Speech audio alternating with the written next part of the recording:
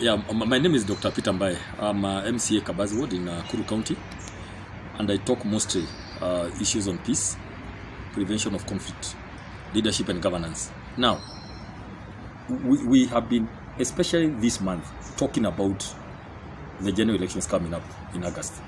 And we want to be aware of ourselves as Kenyans. We don't want to be caught up in some things without knowing where we are getting into. Now, I want to say this. I was here in Nakuru County, 2007, where it was the epicenter of post-election violence. And everything started this way, what we are going now. So we must talk about this before it gets there. Now, when we hear a leading presidential candidate saying things to the effect that, pronouncing himself to the fact that, because if this is not done by IEBC, there will be no elections. Now that alone is bad. Now that alone is dangerous. And we must talk these things. We must talk these things now. It is dangerous. Whether he has a point or not, it is dangerous for the nation. Because if now something happens and he doesn't agree with the results, it's possible to reject and remind the followers, I told you. Now, we don't want that. We are past that. Here we are talking about prevention of conflict. And I want to urge, I want to thank Chebukati. I mean, yesterday he came out very strong. I said, excuse me guys, hold on a minute. This is, here we are in charge. That is the confidence we need IEBC to build on Kenyans every day. Actually, it should be a daily affair. Now, and I'm happy, he also said he's going to meet all the presidential candidates. This is what I advise. Let Chebukati meet the presidential candidates. Let all those issues the presidential candidates have about Chebukati, leave them in that room. And I want to propose for it to be a room where all of them are there for 2, 3, 4 hours until they agree. Because you don't prosecute your matters in the public. We are not Chebukati. We are not the court of law. We are not. Kenyans are not. We are waiting to go and vote. So if the presidential candidates do not agree with what IEBC is going to say about their preparedness, because remember, we don't have another IEBC.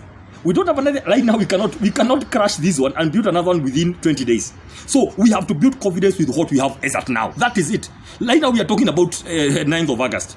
We cannot build another one now. And it's important for all of us as Kenyans to have confidence in IEBC, because all along we knew it's the one that is going to oversee the election, so that we can accept the results. Because the issue here is that on 10th, so many people, that man who carries sugarcane, so he can sell at 20 shillings, he can get rent and fees, will be needing to work, so he'll need peace. That is what is important.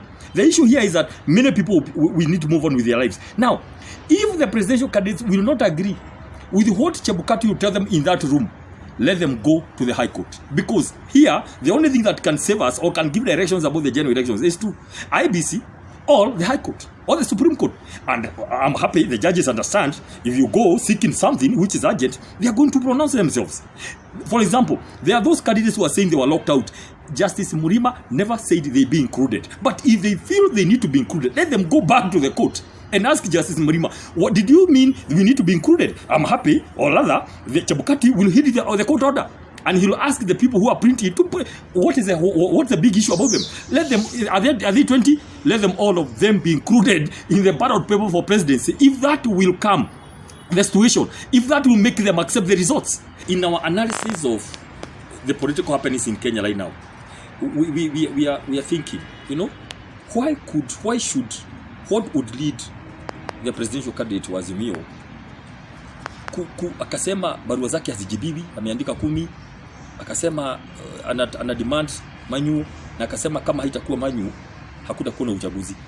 Why is he suddenly, all along he has been posting very positively about everything, and somehow like enjoying state goodies? Could it be that he wants to stir the waters so that a drop e-tag ya state project ndio watu waone hata yeye ni vulnerable, hata yanaenda kuibiwa kura, ndio watu watoke kwa fujo? What is it? Those are the questions you should be asking ourselves. Because is it true that he's that desperate? Is it true that Azimio is so desperate ya kwamba wanalia kabisa, literally shouting mpaka kusema hakutakuwa na uchaguzi? Could it be that wanataka warudi kwa ile tag ya, because they know sana mtu akiasosiwa na serikali anakosa support. Could it be that wanataka waoneshane ya kwamba hata sisi we are vulnerable ndio wakoroge kitu? But you see, whereas that would be a nice political strategy, is very poor right now in the minds of Kenyans, because you are poisoning Kenyans. Unaweza kuambia Kenya kunaweza kuwa na ushida. Hutaenda kuambia wa Kenya ni game ulikuwa unacheza. Already whatever you are saying as a political leader with millions of followers, kindly wacha tupime maneno. It could be a strategy. I don't believe that Azimio is that desperate. Instead watembee kwa IEBC ama waende kotini. I mean, I don't know. Let us stop these games. I'm just saying that. Tuache hii game ya kucheza hivi ndio wananchi waone ya kwamba hata sisi tuko hivi. Hapana, omba kura. Just that. Na sisi nakwambia hivi, I'll be the first person to come back here. Yes, to come back here and say wale watu wamechaguliwa kuanzia rais mpaka MCA tutawasupport kama raia wa Kenya. We will support them. I'll be the first person. So long as uchaguzi ifanye, watu wapige kura kwa amani, watu warudi nyumbani, ihesabiwe, itangazwe, hiyo story iishe, then we move on forward. We need peace more than anything else, and there's nothing as expensive as conflict. Let me tell you, hakuna kitu ya muhimu na tamu kufanya kama amani. Nothing is as difficult and expensive as managing conflict. Can we do well? Can we tone our words? Hii mwezi ni mbaya. Hii mwezi ni mbaya. One word can cause a lot of havoc. Hii mwezi. Wacha tuone pole pole. Kenya itakuwa hapa na tutaendelea mbele. Now, the issue of manual and digital. Chebukati have said, this is what we are planning as IEBC. Now, and I don't think we are getting ourselves together. Unfortunately or fortunately, the law says both systems to be used. What the law does not clarify is which one takes precedence, which is a primary. Is it biometric or manual?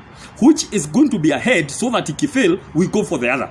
And I think there's a case in court. We cannot prosecute the pros and cons because the case is already in court. What we can say now is this.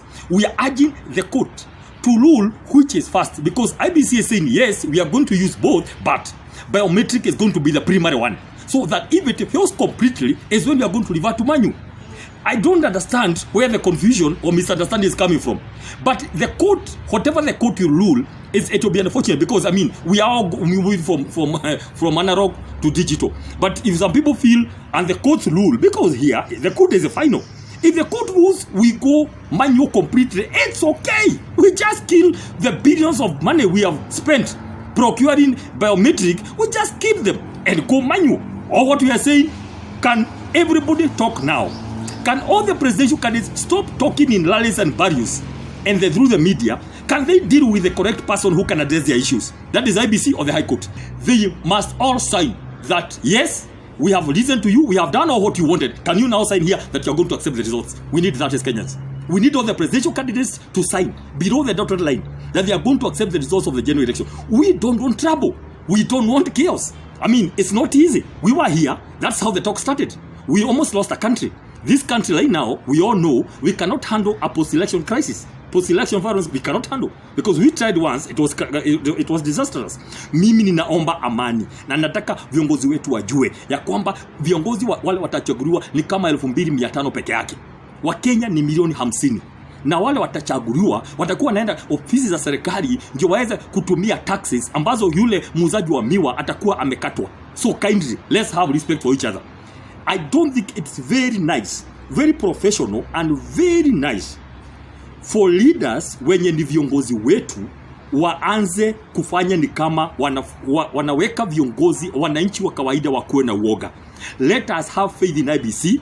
Let us engage the IEBC for all the questions we have. Let IEBC answer all the questions. Those who are not satisfied can go to High Court, but finally we must agree and bind ourselves to accept the results of the generation, because Kenya must move on. The same way, tuache kusumbua viongozi wetu. The same way I'm for the presidential candidate wa Azimio asikizwe, mambo yake yote na itataliwe na anyamaze tuendelee. The same case ni kama ile mambo tulikuwa nayo juzi. Tusichokozane. Wakati unasikia anasema pengine kutakuwa na uchaguzi, then suddenly kuna wengine wanapigwa na mawe na ni presidential. Let us stop those things. They are not useful to this country. Mimi nataka amani. I can tell you for sure, average Kenyan wants elections to be done like tomorrow. Maisha yake iendelee for the next 5 years. Asante.